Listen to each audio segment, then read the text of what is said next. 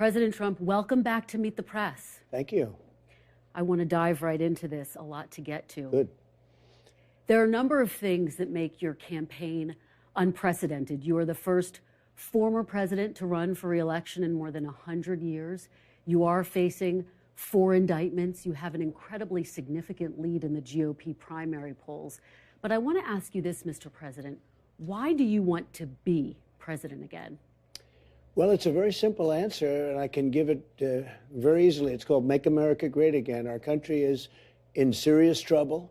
I don't think we've ever been so low in terms of certainly opinion, world opinion, and country opinion. People are devastated. They look at what's happening with millions of people coming in, millions of illegal immigrants coming into our country, flooding our cities, flooding the countryside. I think the number is going to be 15 million people by the time you end this. By the end of this year, I think the real number is going to be 15 million people. They come from prisons.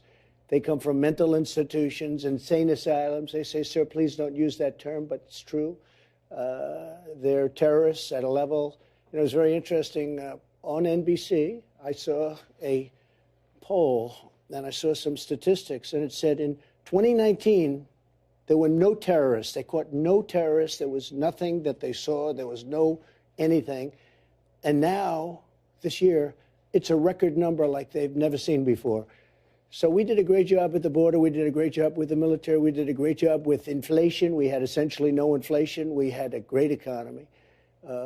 And we didn't have an Afghanistan disaster. We were getting out, but we were going to get out with dignity and pride, not the way they got out. That was a surrender and an embarrassment and horrible. We gave $85 billion worth of equipment to the Taliban. We had death, so much death and so much horrible destruction. And it was a terrible thing. I think it was the lowest point in the history of our country. Now, with all of that, we can change it and we can make America great again. And that's why I'm doing this. Well, and you have talked about a lot. We are going to delve into a number of issues you brought up. You talked about all the people coming across the border. Of course, a lot of families also coming across the border as well. I want to talk to you about that a little bit later on. But first, let's talk about the breaking news today. We learned just a short time ago that the president's son, Hunter Biden, was indicted by a federal grand jury on 3 gun charges. Given that, Mr. President, can you continue to say that there are 2 systems of justice? Well, I think there's no question about it. He had a plea deal that was the deal of the century, the art of the deal. You could write a book on it, the art of the deal. And all of a sudden that was broken up by a judge who was able to, a brilliant judge actually, who was able to see through what was happening. And it's a sad situation. I mean, nobody should be happy about this. I'm not happy about it. Nobody is. It's a very sad thing. It's so bad for our country. But, you know, if you think about it, I've been under investigation from the day I came down the escalator, and a phony investigation, fake investigations, investigations that I beat every single time, still under investigations. But it's a very sad thing, and it's a slippery slope, and dangerous, very dangerous for our country. But you talked about the plea deal, but now Hunter Biden's been indicted. He's facing very serious charges. So doesn't that undercut your entire argument that there are 2 systems of justice in this country? Well, it's one of 12 charges. There are 12 possible charges. And he's still under investigation. This is the only charge that doesn't affect his father. Well, he's still under investigation. Well, sure, maybe. I mean, let's see what happens. But this is the only charge that doesn't affect Joe Biden. This was the gun charge. But gun charges are very serious. You know, people have had gun charges and gone to jail for a lot of years. I pardoned some people who I thought it was just horrible what happened, but they were put in jail for many, many years, rappers and others. So, look, it's a bad thing, but it's one of 12. And it's the one charge that doesn't affect Joe Biden. Well, of course, there's no evidence that the president has any link to his son's business dealings. Let me ask you, though, about a second. I don't necessarily agree. He called in. You mean he called in all these meetings? He was calling in on the meetings. He was put on speakerphone, and every single day, and the witness literally testified. many calls. And what about the fact that he got rid of the prosecutor for $1 billion? Well, the witness who testified. You don't get rid of this prosecutor. We're not giving you $1 billion to Ukraine. He said that. I mean, there are a lot of things here. Mr. President, the witness who testified, though, said that he never heard any discussion of business when President Biden was put on the phone. Wait. You saw the prosecutor thing on television. because I saw it on your network. He said, you don't get rid of this prosecutor, I'm not giving $1 billion. That was looked into as well. And as you know, there was never any wrongdoing. If I ever said that, quid pro quo. Let's move on to what a second Trump term would look Sure. like. When you launched your campaign in March, you told the crowd, quote, I am your retribution. What does that mean? What does that look like?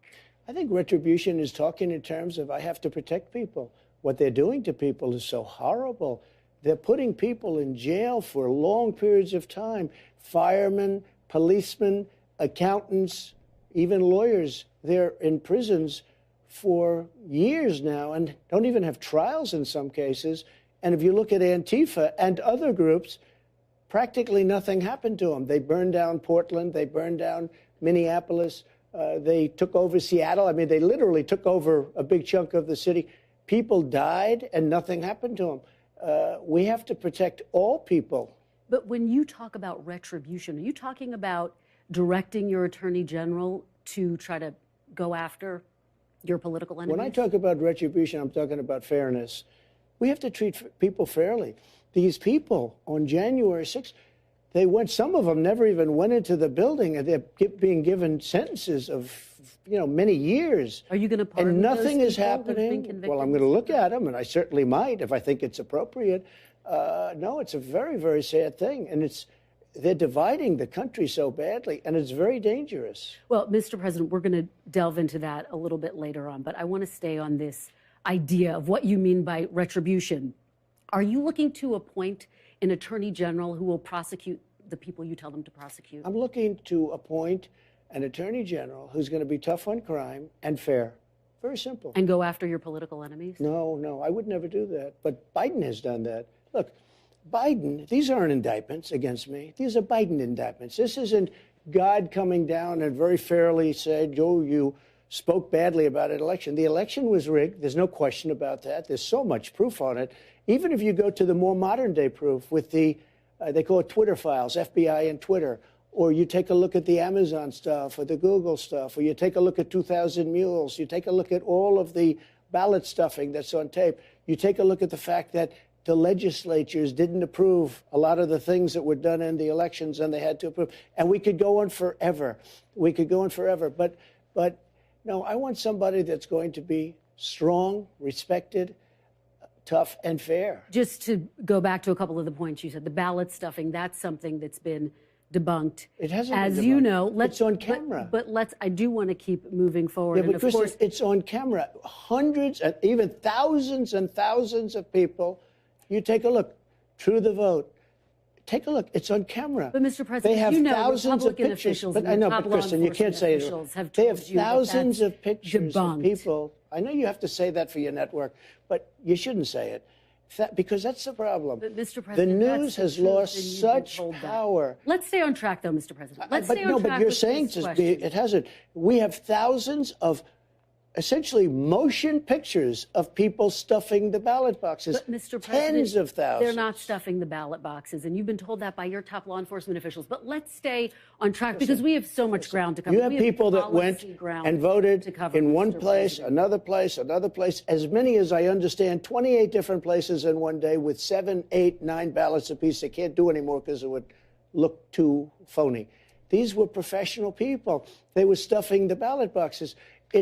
It's there. I mean, it's there to see. A lot of people don't like looking at it. 60 different cases all across the country. You lost that, but let's stay on track. We lost because the judges didn't want to hear them. Mr. President, but if this were ever before a court, we would win so easy. There is so much evidence that the election was rigged. And you may not even put the section on your show, and you'll have to decide what you want to do. But people know it was rigged. Look, the media, when I first got involved in politics. As you know, there's no evidence of that. We have so many different topics. Tremendous evidence. I want to talk about what a Listen, potential... let me ask you this. You agree there was Twitter files, right? Mr. President... You agree there were 51 intelligence agents that lied. You agree with that? I'm not the one who's being interviewed. Let's stay on track because I want to talk about... That's rigging the election. Because that's what voters want to hear about, Mr. President.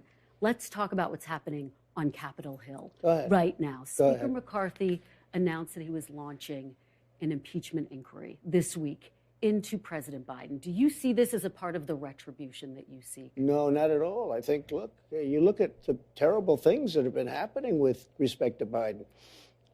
Look at everything. Jamie Comer, Jim Jordan, who are fantastic people and very legitimate people. I watched Jamie Comer just a little while ago talking about a lot of different facets of what's going on. And he was the one that said, I guess there are 12 things where it looks like it's stone cold guilty. And the gun charge is only one of the 12. He said this is the only one that doesn't implicate Joe Biden. So, but my question for you, did you talk to Speaker McCarthy about this House impeachment inquiry? No, I don't talk to him. Tell him that he should open a House No, impeachment I don't inquiry? do that. I don't think he'd do that. I mean, he wouldn't do it based on me, no. Did you talk to your Republican allies on Capitol Hill and say you should support this? No, I don't have to talk. They're more proactive than I am. They think it's terrible. I will say this, they think I was treated very unfairly. I mean, when I was impeached for a perfect phone call, and now it turned out to be perfect, I hope you will admit that at least, because I was right, 100% right. But I was impeached for a perfect phone call. And how sad that is. And we had 196 to nothing vote for Republicans. Very unusual for the Republican Party. I was so proud of them. 196, the entire House, not one person dissented. And then other than Romney, who sort of gave me half a vote, but we had 100% in the Senate. People think I was treated very unfairly. Well, the people who voted I know I was treated. The people who voted for that impeachment say that the phone call that you referenced was about a quid pro quo. It was perfect. But my phone call was perfect. My phone call was saying, please investigate any crimes that you see. And by the way, I'm mandated to do that as the president of the United States. And it was really a call to congratulate him on winning the election. But Mr. President, let's... No, when you talk about quid pro quo, please don't talk about quid pro quo, because there was none in the call at all. Where there's a quid pro quo was when Biden said very strongly, we're not going to give them the $1 billion unless they get rid of the prosecutor. That's a quid pro quo. Mr. President, let me take a step back here, because a lot of voters say what they want to talk about right now is your vision for the future. Sure. And I've been traveling to a lot of the early voting states, and they say that your focus on the past is a problem for them. What do you say to those voters? I have no focus on the past, except that you have to learn from history. You have to learn from the past. We had an election that was very, very terrible. It was a terrible thing for our country. And you have to learn from that. You can't forget that and just go. Now, with all of the things that we said, I had the best economy maybe in history. We're going to talk about it next. Right. So let's stay on I had the best economy in history, and I'm going to do it again. I had the best energy. We were energy independent, soon to be energy dominant. Now we're begging for energy. I mean, what they've done to this country, they're destroying our country. We're going to talk about the economy in just a minute. But before we move on from Capitol Hill, do you think Republican hardliners should abandon their threat to shut down the government over their spending priorities now that there is this impeachment? No, I think if they don't get a fair deal, we have to save our country. We have $35 trillion in debt. We have to save our country. So you would shut down the government? You'd support that? I'd shut down the government if they can't make an appropriate deal, absolutely. Okay, let's talk about the economy. And I want to start by talking about this big standoff between the auto workers and the big three auto manufacturers. Yeah. My question for you, Mr. President, whose side are you on in this? I'm on the side of making our country great. The auto workers are not going to have any jobs when you come right down to it, because if you take a look at what they're doing with electric cars are going to be made in China. The auto workers are not going to have any. I'll tell you what, the auto workers are being sold down the river by their leadership, and their leadership should endorse Trump. The reason is, you got to have choice. Like in school, I want school choice. I also want choice for cars. If somebody wants gasoline, if somebody wants all electric, they can do whatever they want. But they're destroying the consumer, and they're destroying the auto workers. The auto workers will not have any jobs, Kristen, because all of these cars are going to be made in China. The electric cars automatically are going to be made in China. So let's talk about UAW's leadership. The president, Sean Fain, has withheld his endorsement of President Biden. But this is what he had to say about you. Quote, another Donald Trump presidency would be a disaster. How would you win that endorsement? Well, if that's the case, I probably won't win his. I don't know the gentleman, but I know his name very well.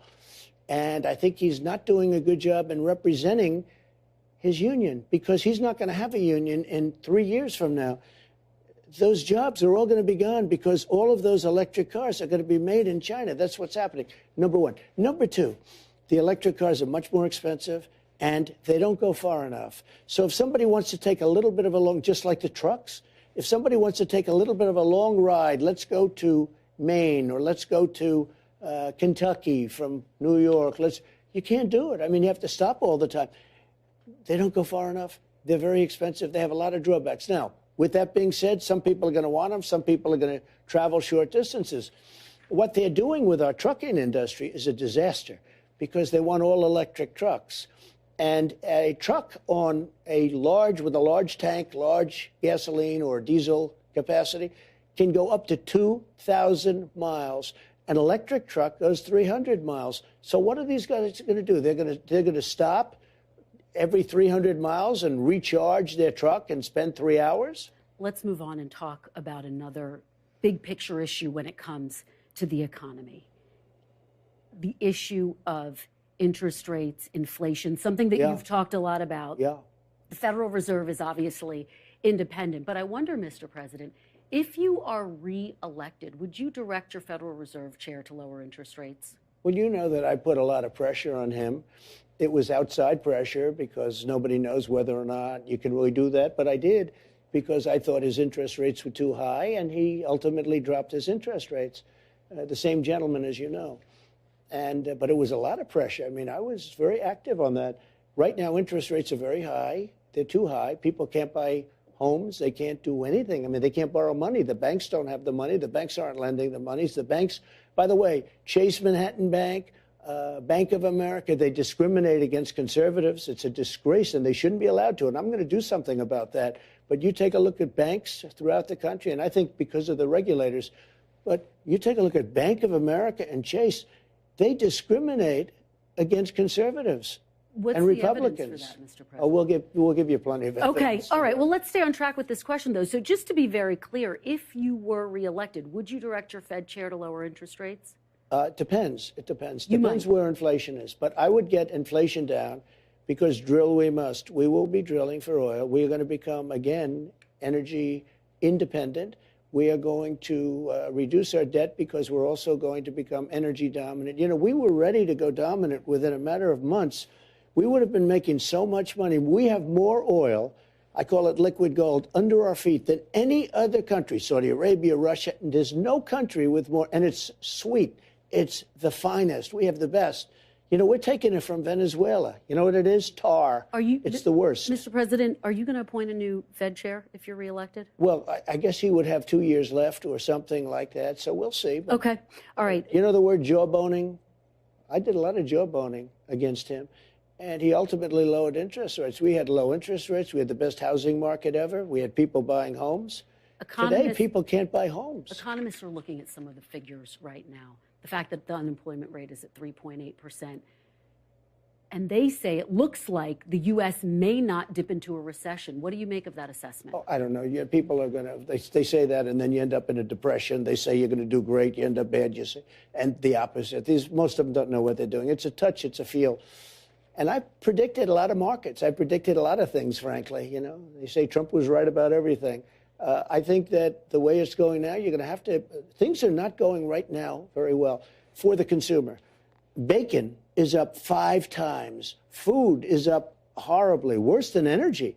Energy is starting to go up at a level that we haven't seen in a long time, meaning a couple of years since he took over, because I had energy prices very low. I had gasoline very low.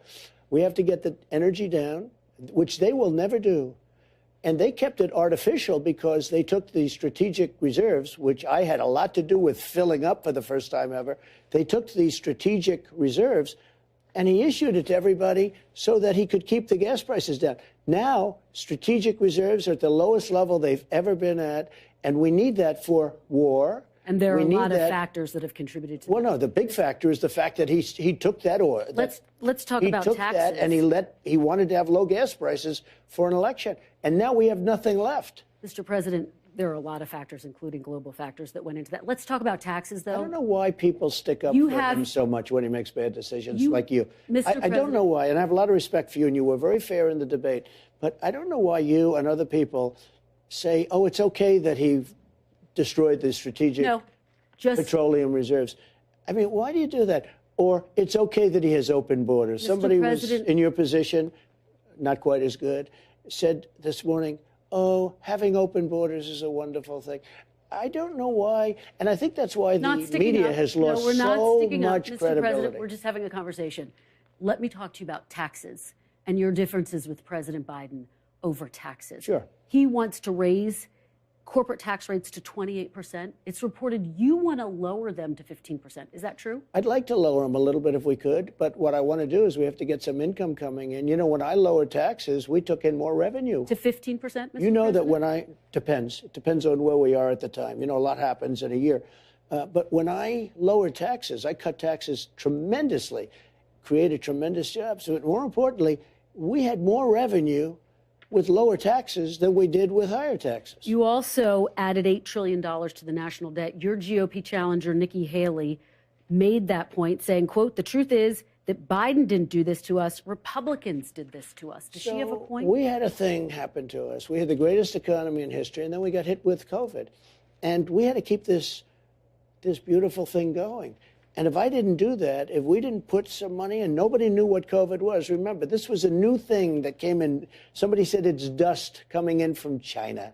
It came from China. They tried and denied it, or they tried for a little while, and we didn't let it. It came from Wuhan, actually, which now they agree. Everybody's now agreeing that it came from Wuhan. I said that years ago. But we had to do things that were very severe. We had to let some money come out. We were on the verge of doing something that was amazing.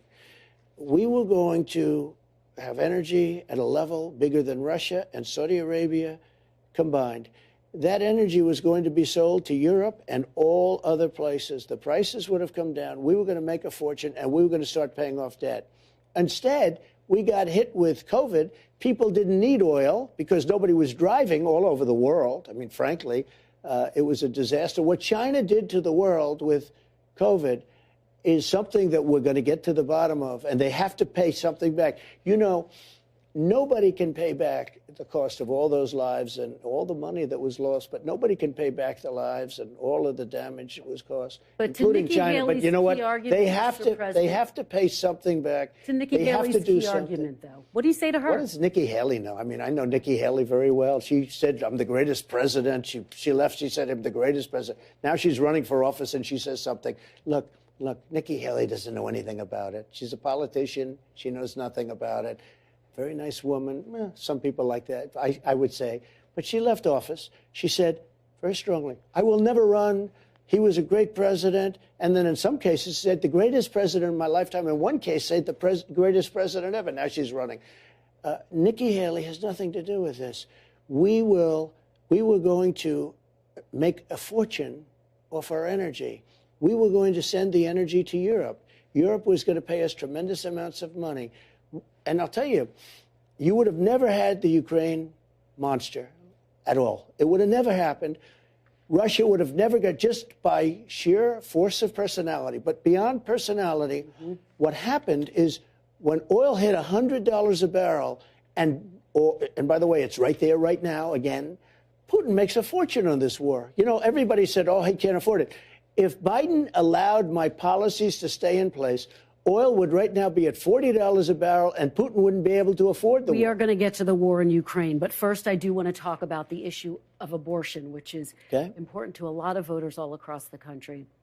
Just this week, women in Idaho and Tennessee, I don't know if you saw this, filed suit against their state saying their lives were put at risk after they were denied abortion services because their state's restrictive laws put in place after Roe was overturned.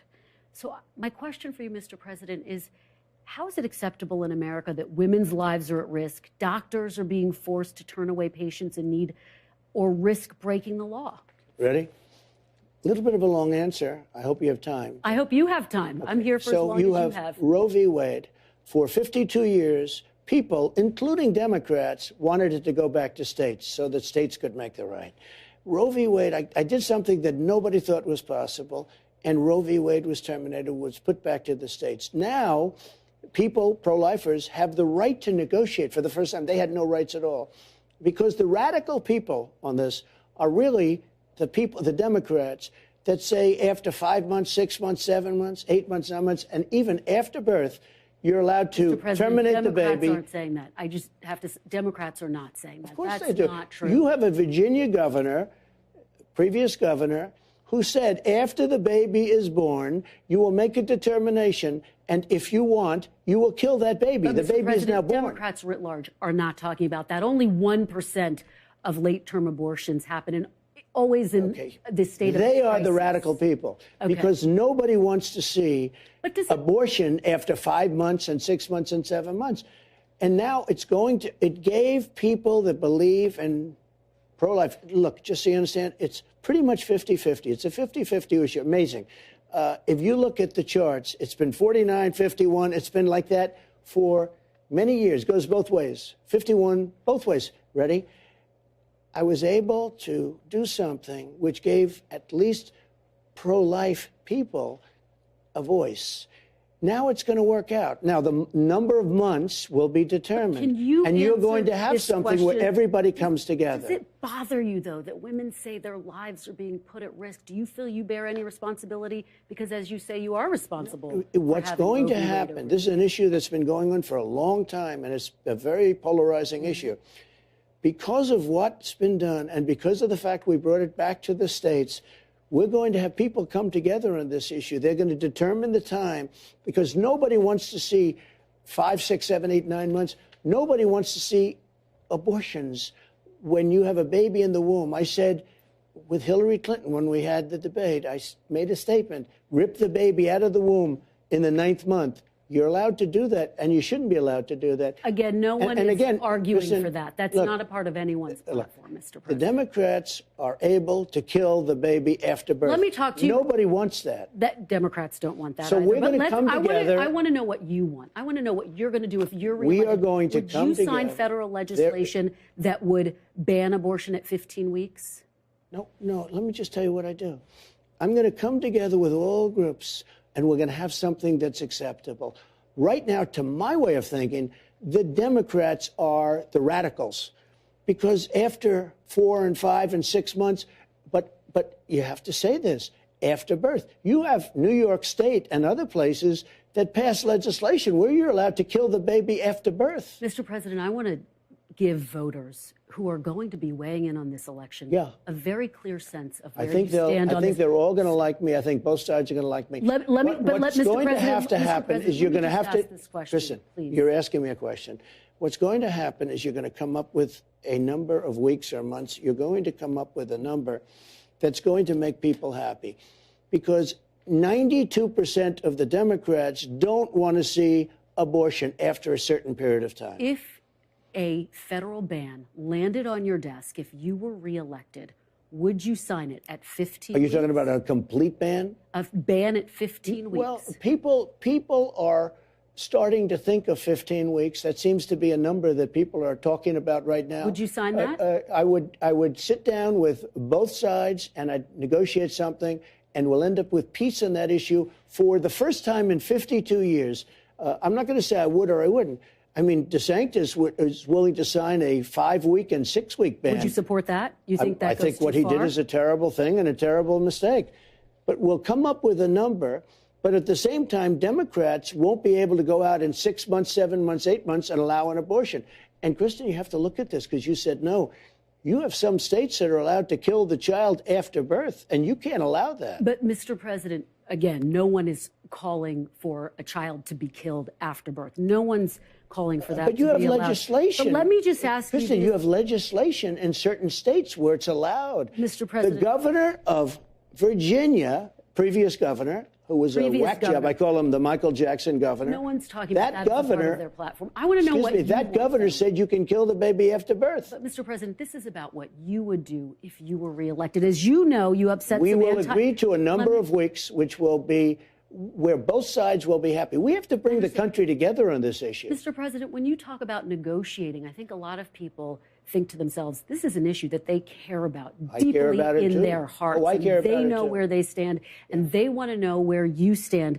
As you know, some anti-abortion groups are really looking for some clarity from you. So let me just ask you to put a fine point on this. Should the federal government impose any abortion restrictions or should it be completely left up to the states? No, I don't think you should be allowed to have abortions well into a pregnancy. But what about the question I just asked you? No, we're going to agree to a number of weeks or months or however you want to define it.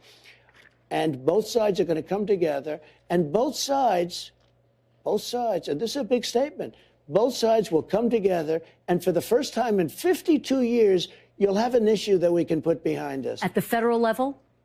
It could be state or it could be federal. I don't frankly care. So you're not committed to a ban at the federal level? I will say this, everybody, including the great legal scholars, love the idea of Roe v. Wade terminated so it be brought back to the states. It sounds like that's what you think, too, that it should remain a state issue. I would say this, from a pure standpoint, from a legal standpoint, I think it's probably better, but I can live with it either way. It's much more important. The number of weeks is much more important. But something will happen with the number of weeks, the amount of time, after which you can't do it. And you know what? The most powerful people that are anti-abortion are okay with that now. And you know what? They weren't okay with that even a year ago. Your former Vice President, Mike Pence, believes that a fetus should have constitutional rights. Do you believe that, Mr. President? Well, Mike Pence said something about 15 weeks, too, which was a big change for Mike Pence because Mike Pence had no exceptions. I have exceptions, by the way. I think people should have exceptions. I think if it's rape or incest or the life of the mother, I think you have to have exceptions. Does a fetus have constitutional rights, Mr. President? And a lot of people, when they don't have exceptions. Now, I will tell you that I think most people, most Republicans are willing. You go life of the mother, rape, incest. I think most of them are there. But should a fetus have constitutional rights, Mr. President? Well, I don't know what he's saying because before he wanted, you couldn't have abortion. But what are you saying? Now all of a sudden, what do you think? Excuse me. Now all of a sudden he's saying 15 weeks. I said, wow, where did that come from? That's a radical change. Look, something is going to happen that's going to be good for everybody. And that's what I'm almost like a mediator in this case. They wanted Roe v. Wade terminated because it was inappropriate. We got it done. Something's going to happen. It's going to be a number of weeks. Something's going to happen where both sides are going to be able to come together. And then we'll be able to go into other things like the economy, our military. Are you saying a federal ban with exceptions? Is that what you're saying? What I say is very simple, because you can't put words in my mouth like that. Because you've been hearing me talk about this issue, and I think talk about it very productively. It could be a state ban. It could be a federal ban. But Democrats want that, too. Democrats don't want to see abortion in the 7th month. Okay, I speak to a lot of Democrats. They want a number. There is a number, and there's a number that's going to be agreed to. And Republicans should go out and say the following, because I think the Republicans speak very inarticulately about this subject. I watched some of them without the exceptions, et cetera, et cetera. I said, other than certain parts of the country, you're not going to win on this issue. But you will win on this issue when you come up with the right number of weeks, because Democrats don't want to be radical on the issue. Most of them, some do. They don't want to be radical on the issue. They don't want to kill a baby in the 7th month or the 9th month or after birth. And they're allowed to do that, and you can't do that. I have a very robust foreign policy section to get to. Okay. I do want to give you an opportunity to talk about some of your legal challenges. So if we could do that first, and then we'll move on to foreign policy. You are facing 4 indictments. Biden indictments, excuse me. Biden political indictments. He said to the Attorney General, he's had nothing to do with it. He said to the Attorney General, indict him. They put in the New York DA case, which everybody admits isn't even a case. There's no proof of that, Mr. President. They're Biden indictments. There's no proof of that. You know what? He started something that's a very slippery slope. He said, I've got a guy that's beating me in the polls. I'm beating all the Republicans by a lot, and I'm beating him by a lot. I have somebody that's beating me in the polls. Indict him. And they, not only that, they took their top person in the Department of Justice and put him into the Manhattan DA's office. They're dealing with Fani Willis all the time. Mr. President, the Attorney General appointed a special counsel to investigate you, President Biden, and President Biden's son, Hunter, who was also indicted today. But I do want to move... President Biden does not fall within the Presidential Records Act. And frankly, you don't ever hear anything about the special counsel. But they gave me this deranged person named Jack Smith. He's a deranged lunatic. I fall within the Presidential Records Act. It's very simple. It's a civil thing. In fact, the New York Times, of all institutions, did a story. And it was headlined, "Please, please, please, Mr. President, could we take a look at the documents?" And they said in the story that the only way you can get documents from a president is if you go there and say, please, because this is civil. And they won't even have a lawsuit. They may have a civil lawsuit at most, but they probably don't even have a civil lawsuit. And this should never have been an indictment. There's no criminal. Now, there is criminal for Joe Biden because he was a senator and he was a vice president. Well, the charges you're facing don't have anything to do with the Presidential Records Act. But let me ask my question so we can get to foreign policy. Wait a minute. This comes within the Presidential Records Act. That's what it's about. Let me just ask these questions, and then we can move on to some other topics. You are facing 4 indictments, 91 felony charges. If you would say it properly, I'm facing 4 Biden indictments. He told the Justice Department to indict him, or Merrick Garland said, let's indict him. Let me ask you this, Mr. President. They indicted their political opponent. I just want to hear from you on this. I want to know what's in your head. When you go to bed at night, do you worry about going to jail? No, I don't, really. I don't even think about it. I'm built a little differently, I guess, because I have had people come up to me and say, how do you do it, sir? How do you do it? I don't even think about it. These are corrupt people that I'm dealing with. They're destroying our country. I don't even think about it. All I think about is making the country great, making America great. Look, these are political, these are Banana Republic indictments. These are third world indictments. The President of the United States sees how we're doing. We have a movement, the likes of which has never happened in this country before. And you see it with the polls. I mean, I'm up on these people by 60 points and 59 points. I don't mean I'm at 59. I'm leading them by 59. You almost say, like, why are they campaigning? Asa Hutchinson, he's at 0. Christie's at 2. Other ones are at 1. DeSanctimonious is at 9. I just see a poll coming. I mean, I'm leading him by 60 points. Mr. President. And you say, why are they doing it? But here's what they did. They saw this happening. And he went to the Attorney General of the United States, and he told them, indict Trump. There's just no evidence of that, Mr. Why? President. Because you mean but let's stay on track. Look at all the lies he's told. Mr. President, I want to talk Kristen, about wait a minute. Wait. Could I say one thing? Look at all the lies he's told over the last couple of weeks. He said he was at the World Trade Center, and he wasn't. He said he flew airplanes, right? He didn't. He said he drove trucks, and he didn't. Everything he says is like a lie. It's terrible. Mr. President, even his handicap in golf, he said he's a 6. He's not a 6. I want to stay focused on you okay, for the purposes of this interview, okay? Because it's important that we hear from you about all of this. Well, I'd like you to, but you keep interrupting me. Tell me, Mr. President, tell me what you see when you look at your mugshot. I see somebody that loves this country in me, that loves this country. I see tremendous unfairness. I think very few people would have been able to handle what I handled. When I was coming down the escalator with Melania, I was already under investigation because they saw how well I was doing in the polls. And it just got worse and worse. And we caught them. We said they were spying on our campaign. It turned out to be true. They had the fake dossier. That turned out to be true. It was paid for by the Democrat Party. It was all fiction. All of these things happened. Impeachment hoax number 1, impeachment hoax number 2. I've been treated very badly, and I've won every single time. When you say, do I sleep? I sleep. I sleep because I truly feel that in the end, we're going to win. I think we're going to win an election the likes of which nobody's ever seen before. I don't think anything's going to stop it.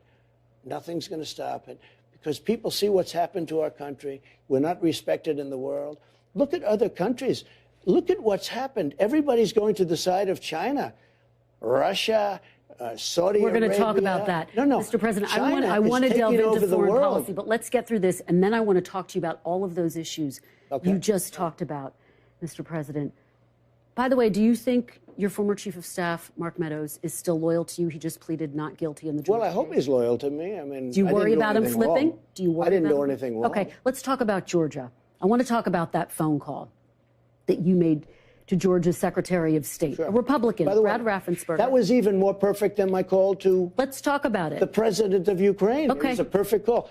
Just before you start, many top legal scholars, almost everyone, but many have analyzed that phone call.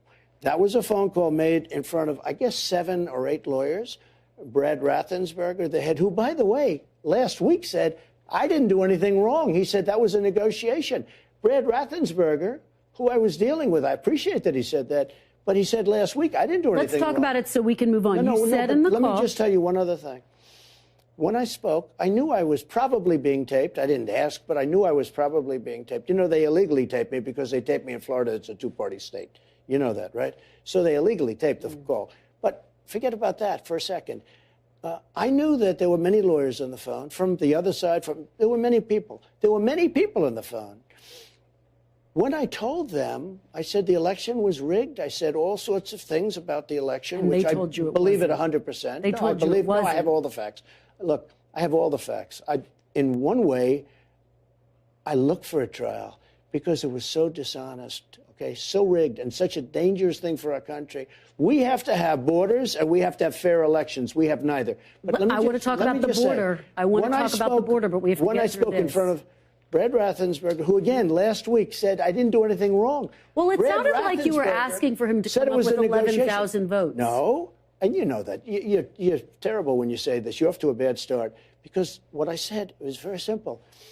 I got cheated in this election. He told you didn't. All I need is like 11,000, whatever the number was. Brad Raffensperger, who's a Republican, said you didn't get cheated. Well, he said that, but we have to go and see. You know, there's some court cases out there. We want to go into Fulton County, and we want to see the real votes. And it's so hard. He said they looked into it. The election had been certified 3 times. I don't want them. I want to look into it. I would say President, that if we got access to the votes, which we're close to getting in court, as you know, if we got access to those votes, if we look in, you will find numbers that you wouldn't believe. More importantly, though, let me just say this. I want to get through this, Mr. President. Kristen, you have to just hear me out for 1 second. Foreign policy section. We had, because you say something and then you want to go into the next subject. We had many people in the line. When I said, I spoke for an hour. I knew that many people were in the line. I knew that it was I happen to be a really smart person. Who is going to be talking badly when I have lawyers and many other people on the line? Nobody's going to say something bad. But if it was bad, why didn't they say, sir, that was very inappropriate of you to say? Nobody said that. Nobody said, sir. It was only a long time after the call that somebody said, oh, maybe he said something wrong. They said, sir, there's no evidence. This is a hoax, just like Russia, just like Ukraine. There's a hoax. Let me tell you, I spoke to them on the phone, and it was left, I think, something to the effect, okay, we'll get together tomorrow.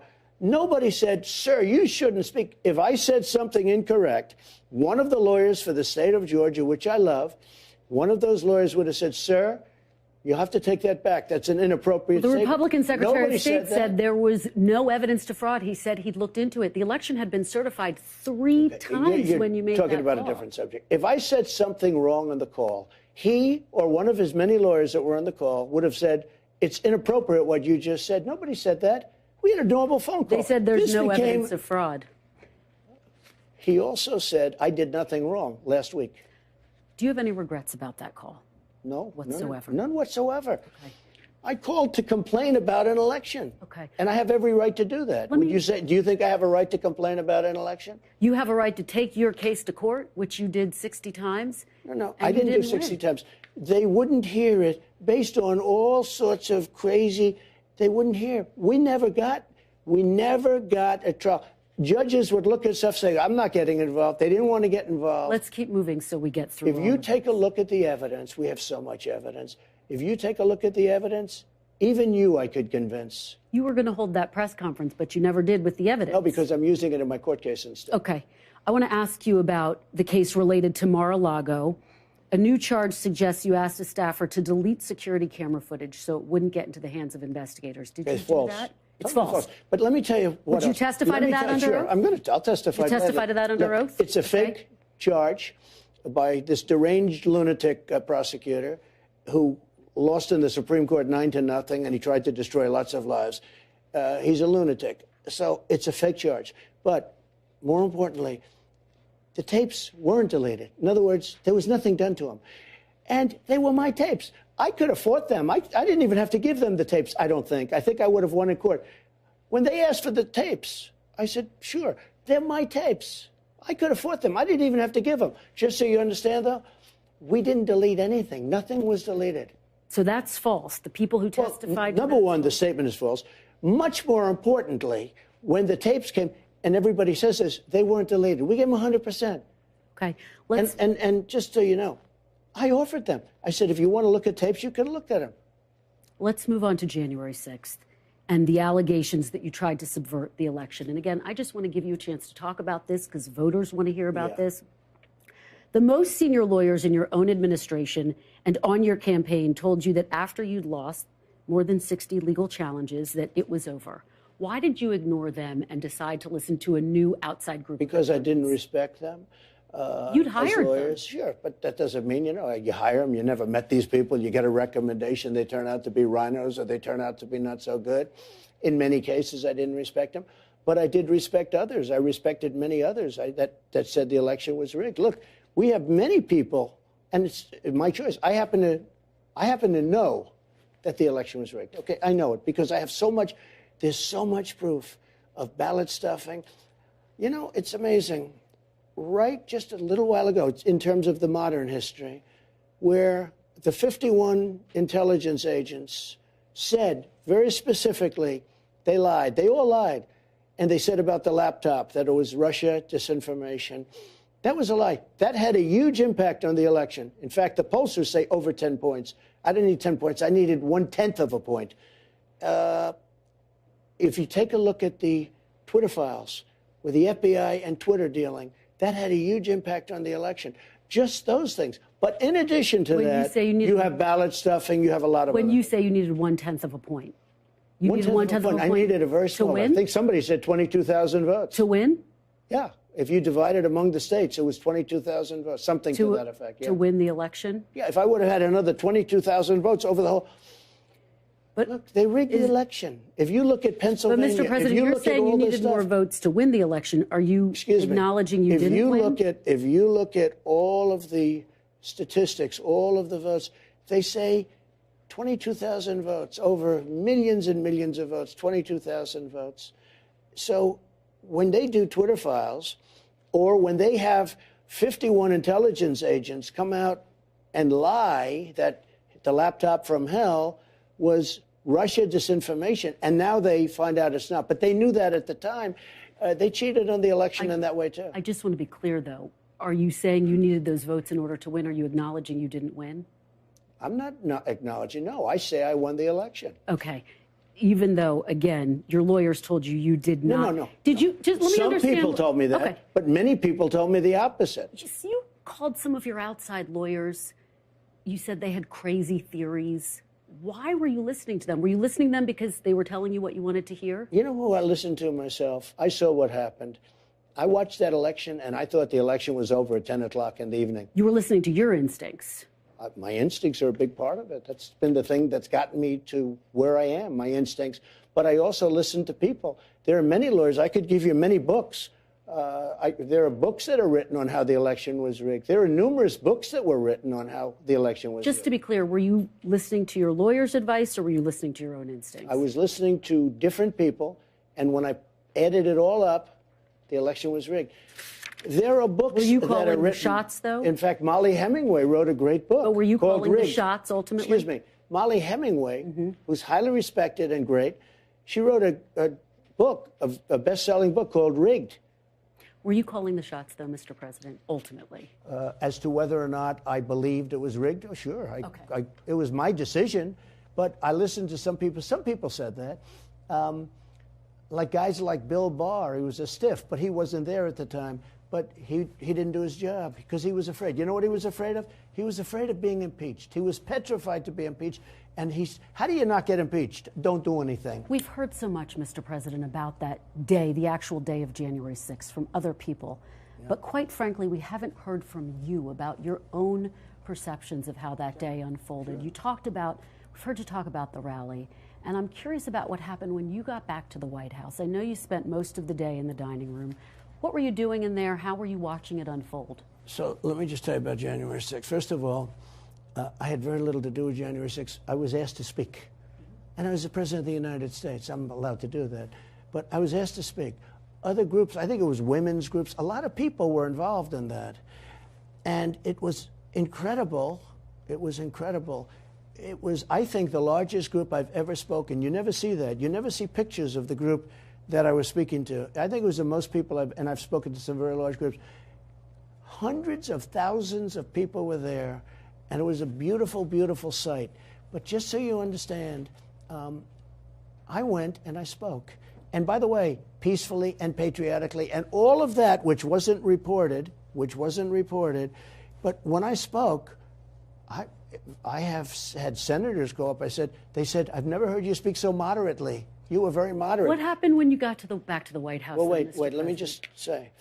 So I spoke, and then I went back. I wanted to go down peacefully and patriotically to the Capitol. Secret Service, who I have great respect for, said, sir, it's better if you don't do that. It could be unsafe. Because they didn't because of riots, because, it takes one guy with bad intentions, okay? So I didn't have a dispute with them. You had that one person said, I grabbed the man around the neck. Actually, I wish I was so strong to be able to do that. These are all tough guys, smart guys. To dispute that account. Dispute it? Who wouldn't dispute it? She's the craziest account I've ever heard. You mean that I was in the Beast, and she said I was in the Beast, and the Secret Service didn't win. So I took a guy who was like a black belt in karate and grabbed his neck and tried to choke him. What happened? How ridiculous. Just so you understand, and I have great respect for Secret Service, by the way. They're fantastic. The Secret Service said, sir, it would be better if you didn't. I said, I'd love to do it. They said it would be better until we went back to the White House. Just so you understand, I spoke. I made a very nice speech. I wasn't Maxine Waters that calls for people's death and some of these. Take a look at what these other people say. What happened it's so when you ridiculous. got to the White House, though? Where did you watch all of the events unfold? Much more importantly, I offered 2 days before, 2 or 3 days before, 10,000 soldiers, right? And they were going to go because everybody was telling me, I knew it was going to be big in terms of the crowd, because everybody I spoke to said, hey, I'm going down on January 6th. I'm going down. I'm going to listen to your speech, et cetera. And there were other speakers. I wasn't the only speaker. There were many speakers. But wait a minute. I offered 10,000 people to the mayor of Washington, D.C., Nancy Pelosi, both of them, Nancy Pelosi and to the mayor of Washington, and they turned it down flat. And the police commissioner was very nasty about it to her, and he testified. And here's what happened. The January 6th unselect committee of thugs and horrible people, the unselect committee destroyed all the evidence. They say they didn't do that. We did ask them. We did ask the January 6th committee. Well, they announced that they destroyed and deleted most of the evidence. They say some of the evidence is still under review. I want to know what. Wait. I want to know about your perspective, Mr. President. Wait, Kristen, I want to they put out an announcement that they destroyed the evidence, and they destroyed all the stuff having to do with Nancy Pelosi, and they wouldn't let her testify. We said, why isn't she testifying? It was a whole rigged deal. Why isn't she testifying?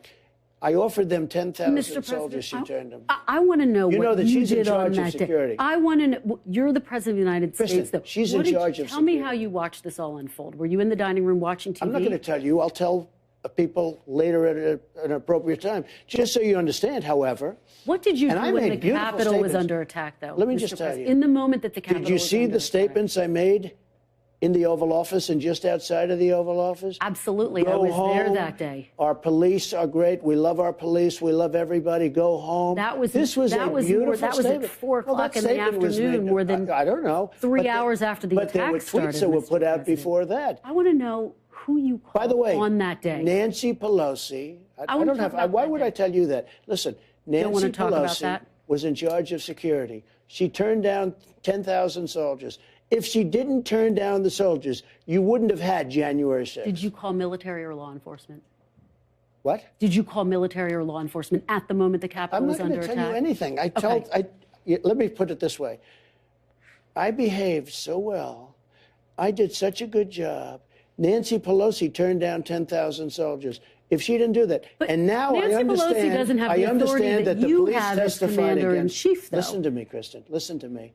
I understand that the police testified against her, the chief very strongly against her, Capitol Police, great people. They testified against her, and they burned all the evidence. Okay, they burned all the evidence. Mr. They President, destroyed all the evidence about Nancy Pelosi. what do you say to people who wonder why you as commander-in-chief, you have authorities that Nancy Pelosi doesn't have as commander-in-chief? No, she has authority over the Capitol. Why didn't you send help in that moment, though? Frankly, just so you understand, I assumed that she took care of it.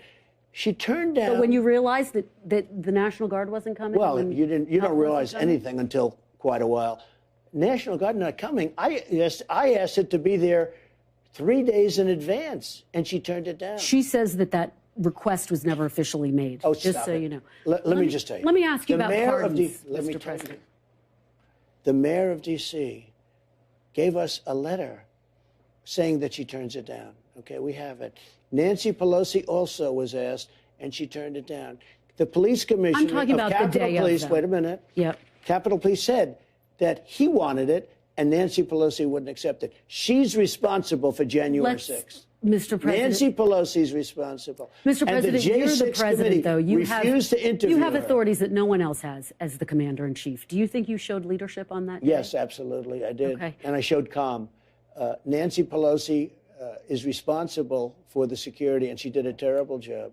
And by the way, from what I understand, they burned all the evidence.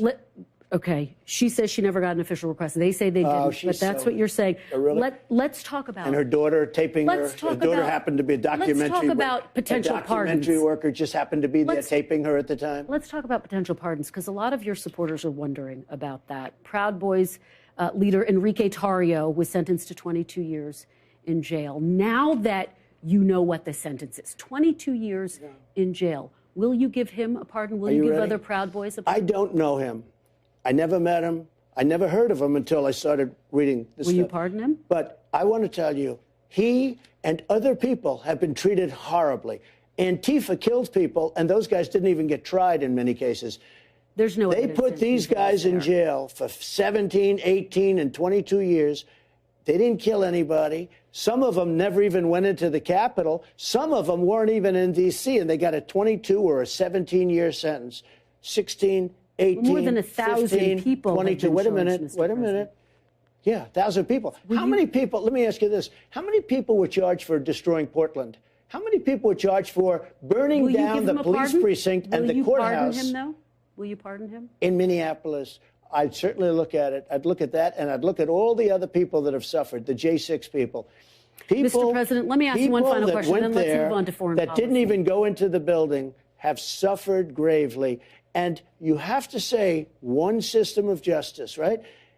You take a look at what's gone on in Portland. They burned down the city. The city is in shambles to this day. The store owners don't even rebuild storefronts anymore. They put up 2x4s. I want to move on to foreign policy, Mr. President. But why do you do that? Why do you give me a horrible question and then you don't let me answer it? You're off to a bad start, I'm telling you. Mr. President, I want to make sure we get to talk about foreign policy as well. But I don't mind. I have all the time in the world. You do? Okay. I have all the time in the world. Why is it that the people, Antifa people, and very bad people that burned down Portland, burned down Minneapolis, burned down so much, New York City, what they did in New York City, and they were barely charged.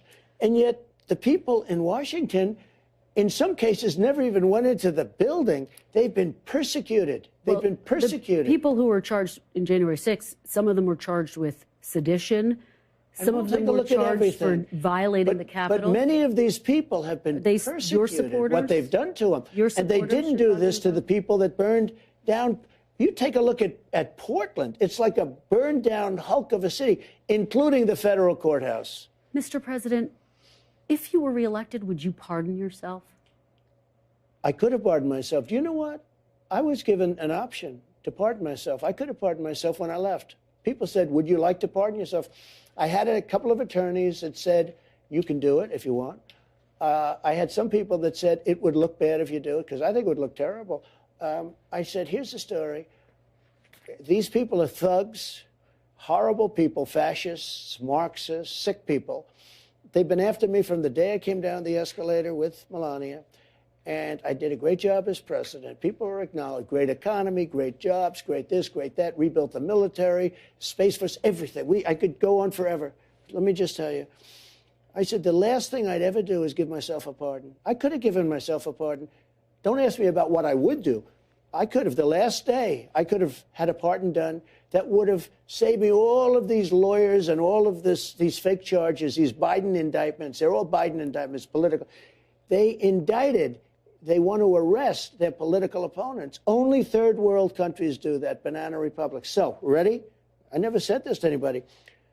I was given the option. I could have done a pardon of myself. You know what I said? I have no interest in even thinking about it. I never even wanted to think about it. And I could have done it. And all of these questions you're asking me about the fake charges, you wouldn't be asking me because it's a very powerful thing for a president.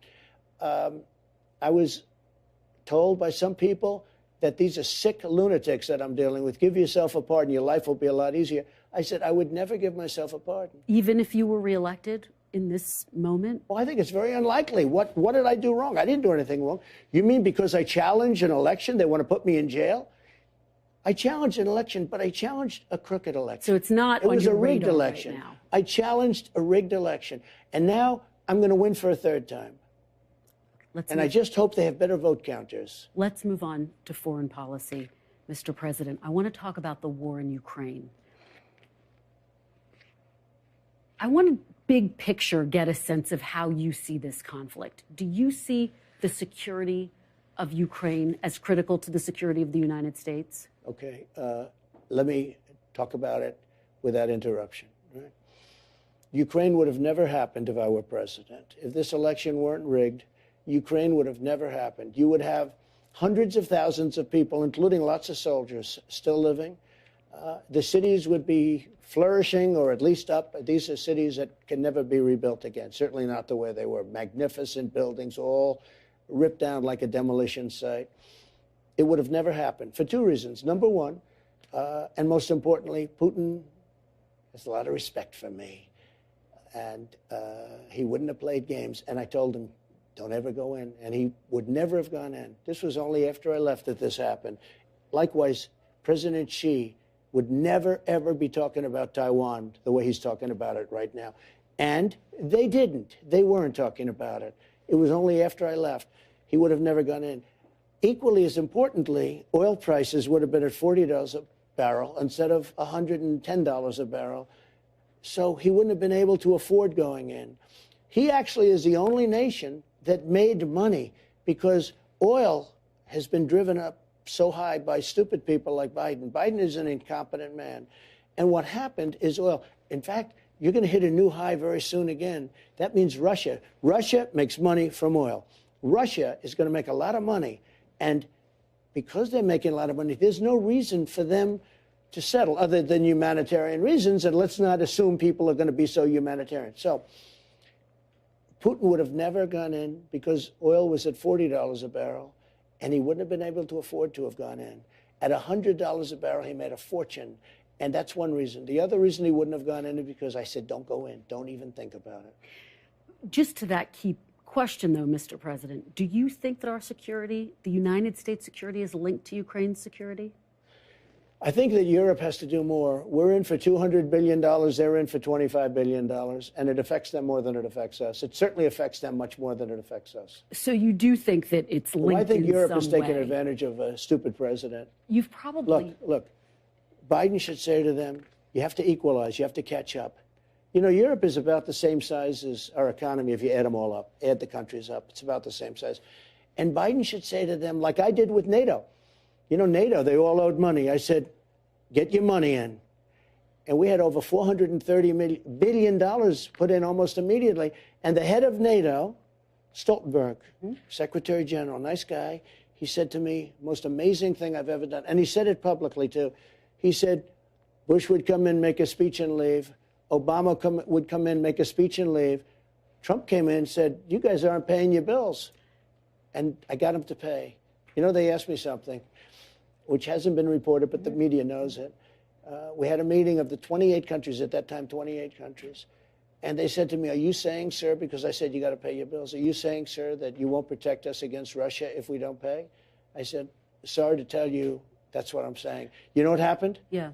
They started sending us money like, and I was never given credit for it, But you wouldn't even have a NATO if it wasn't for me. Let me ask you, Mr. But here's President, the thing. about the your European strategy. countries have to start paying their share because we are having to do with Ukraine.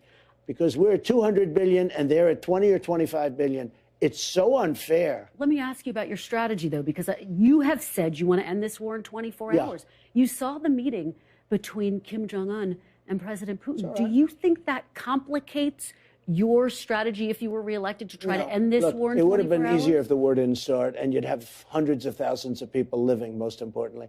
But it would have been a lot easier if it didn't. But I can get it done, and I can get it done quickly. How do you do it? There's another example. You talk about Kim Jong.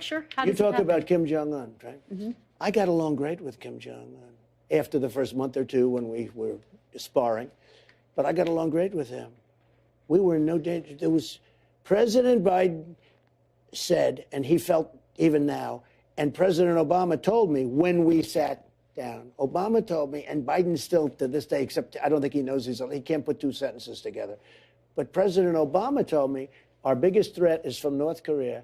We're going to end up in a war. We didn't end up with a war with North Korea. We were going to make a deal. I would say I would have had a deal made with North Korea shortly after the election, had the election not been rigged. How do you end this war, though, talking of deals? How do you end this war in 24 hours? I can't tell you exactly, because if I did, people understand.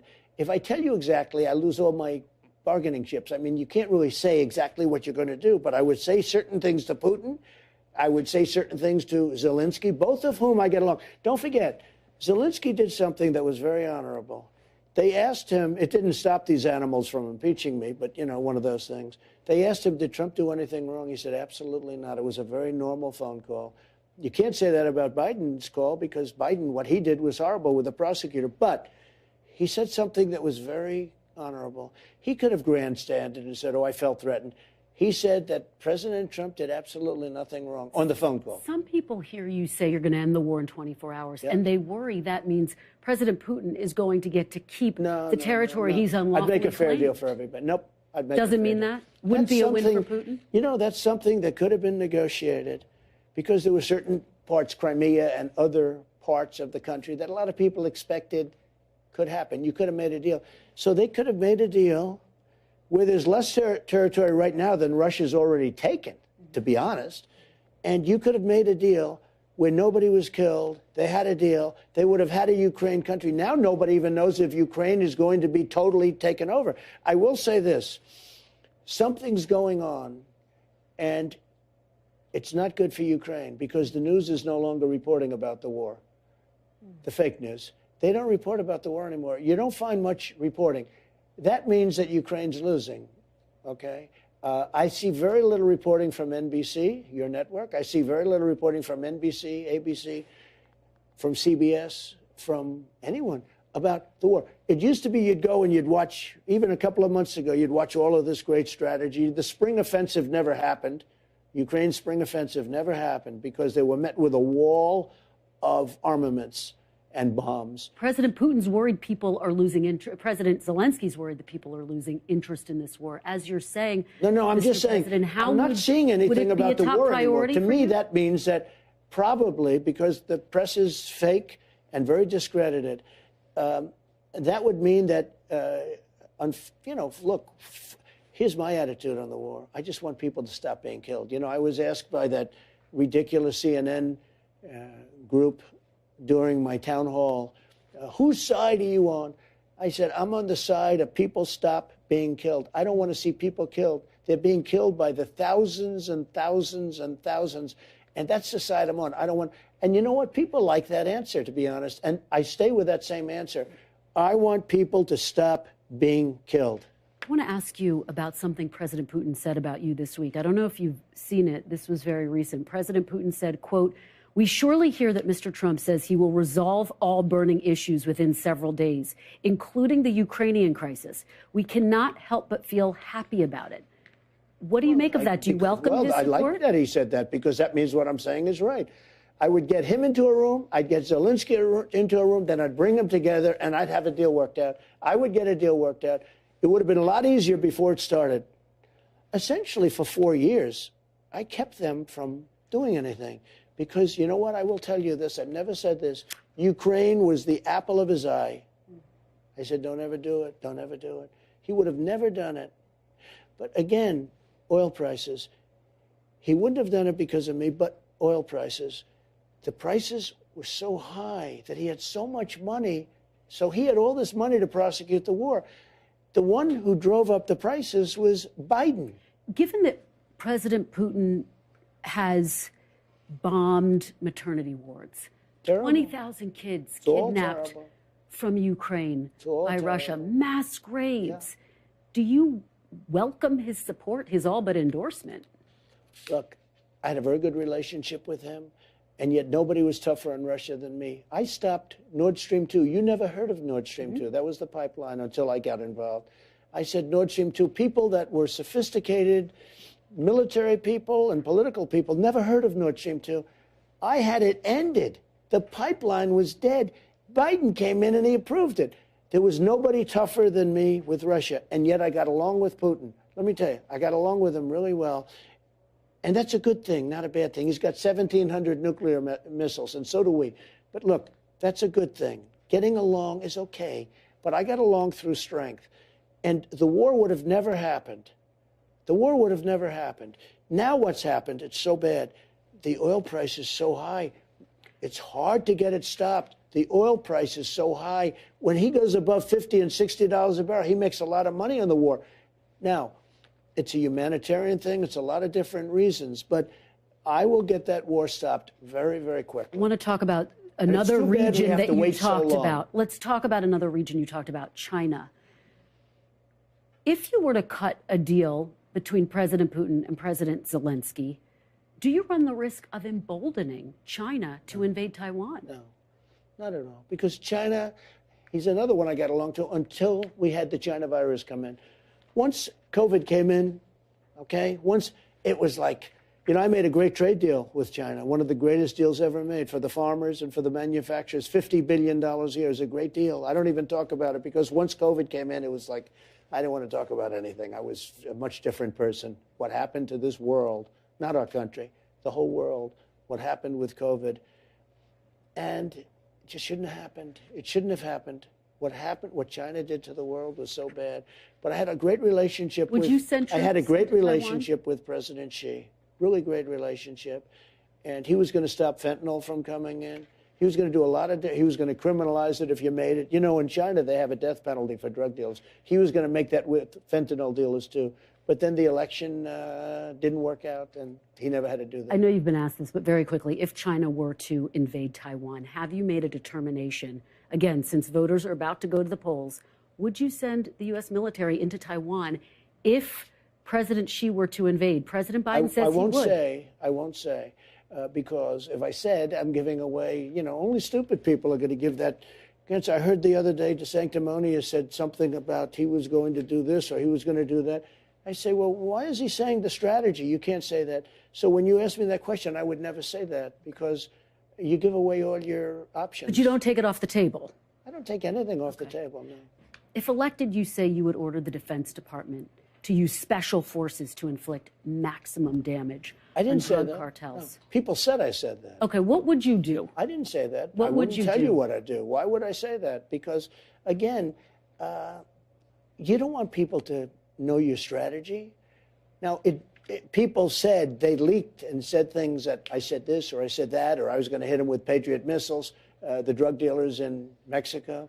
But I will say, and horribly, that they kill 250,000 people in the United States every year. You know, you never hear that number. You hear 100,000. I think it's much more. They destroy families because when you lose a son or a daughter to fentanyl, or a wife or anybody else, but when you lose a son or daughter, your life is destroyed, their lives are destroyed. They've destroyed so many families. It comes through Mexico. Mm-hmm. Something's got to be done. If we were in war, we wouldn't lose 250,000 people. We're losing more people than you lose in just about any war that we've ever had, and we lose them on a yearly basis. Something has to be done, and it has to be done fairly quickly. Ron DeSantis says he's in this race to finish the border wall. What do you say to that? Well, I built 500 miles of border wall. It was great. It was just what as you know, the Border Control Board and everybody else, Border Patrol. I had them in my office. We were going to do concrete plank 40 feet high. They didn't want that. They wanted you see-through. They wanted to be steel, concrete, and rebar. I did everything. I gave them the wall that they wanted. You know, we tested it. We had mountain climbers test the ones that's the wall we built.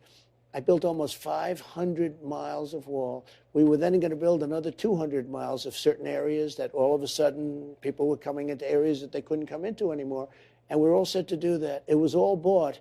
And all Obama had to do, all Biden had to do, it could be Obama too, because a lot of people think he's calling the shots, so who knows. But all Biden had to do is go out and put it up. And he not only didn't put it up, he took it off the site and they put it in yards hundreds of miles away so that Texas and Arizona couldn't get it. I had the safest border in history. I had the best border in history. We had the lowest drug numbers for years and years and years, decades. We had the lowest drug numbers. We had the lowest human trafficking numbers. We had the least number of people coming across. All he had to do was go to the beach like he does all the time. If he went to the beach and didn't do anything, we'd have a great border right now. Final question, Mr. President. You have met with prime ministers, kings, queens, dictators. You've seen it all. As you think about the possibility of a second term, do you still think that democracy is the most effective form of government? I do, but it has to be a democracy that's fair. This democracy is, I don't consider us to have much of a democracy right now. They indict their political opponent. Free speech is shot because the press is very dishonest. Very dishonest, I have to say. Even the way you fight me on simple questions like, you know, the border and this, you fight me so much. And I'm saying, why are you fighting me? Do you know, when I first ran, the approval rating of the media was very high. And now it's very low. It may be below Congress, which is pretty hard to believe. People understand what's going on. We need a media that's free and fair, and frankly, if they don't have that, it's very, very hard to straighten out our country. Did you feel as president you had enough power, though? If you were reelected, would you try to find ways? For example, there's a report you're looking into firing potentially people within the federal government who aren't necessarily perceived to be loyal. Would you need more power? Do you Well, think? just so you understand, that's what the Democrats do, okay? They do it in spades. Would you do that? They do it at a level that you wouldn't believe. I mean, nobody's ever done. No, I wouldn't do that. I want great people, whether they're Republican or Democrat. I want great people. But I want people that love our country, not people that hate our country. Anything else you'd like to say? No, I think it's good. I think we did. We did a lot. Is there any scenario by which, because Ron DeSantis says if he were elected, he'd have 2 terms and you'd only have 1 more term. Is there any scenario by which you would seek a 3rd term in office? No. Just so you understand, when DeSantis says that, that means he's not your man. He's not your man anyway because he's a very untalented guy, and he's proven that. He started out, everybody was talking to him. After I worked him over a little bit, he's gone down the tubes. I think he's going to end up being number 3 or 4. He just had a poll today. He was number 4. And by the way, the one that was number 2 was 59 points behind. So, you know, it's very interesting. But when somebody says 8 years, we need 8 years, no.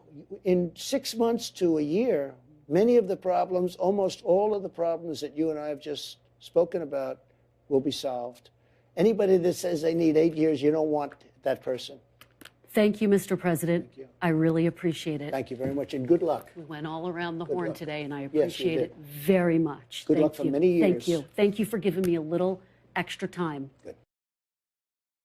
Thanks for watching. Stay updated about breaking news and top stories on the NBC News app or follow us on social media.